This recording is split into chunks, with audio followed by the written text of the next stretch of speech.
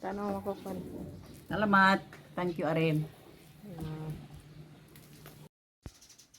Oh my God. Hello guys! Isang parcel nga ang dumating kaninang umaga at first time na mag-unbox si nanay ng parcel na dumating para sa kanya. So watch this.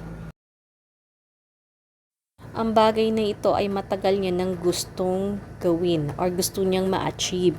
Lagi niyang sinasabi sa amin na gusto niyang gawin to, pero wala sa amin dito ang kumilos pa na gawin ang sinasabi niya. Kaya naman yung isang kapatid namin na si Ariel ang nag-check at gumawa ng paraan para magawa niya ang bagay na ito. So, kaya excited na si nanay na buksan ang resulta ng kanyang gustong mangyari.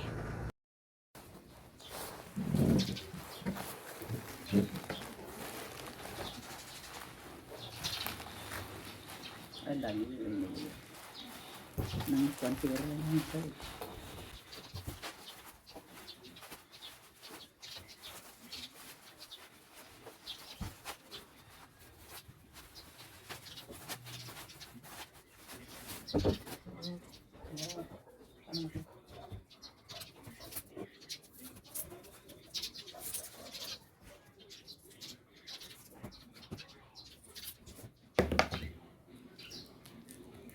Tcharan! Yun. Wow. Family picture po ang matagal nang gustong ipa-enlarge ni nanay. Hindi lang po yan isa, kundi dalawa. Paano mo pwede mong Okay, habang binubuksan po ni nanay ang pangalawang litrato, magbibigay lang po ako ng kunting kwento doon sa unang larawan na nakita nyo. Ayan po ay kuha dito sa bahay namin, lumang bahay namin na kami po ay 9 na magkakapatid, 5 babae at 4 na lalaki.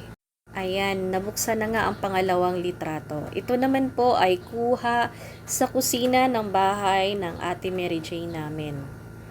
Ayan, yan na po yung dalawang litrato na pinagawa ng kapatid namin. So, tingin ko naman ay nasiyahan si mother sa kanya natanggap. Dito na. Receiver rin. At ang ingalat-ulat.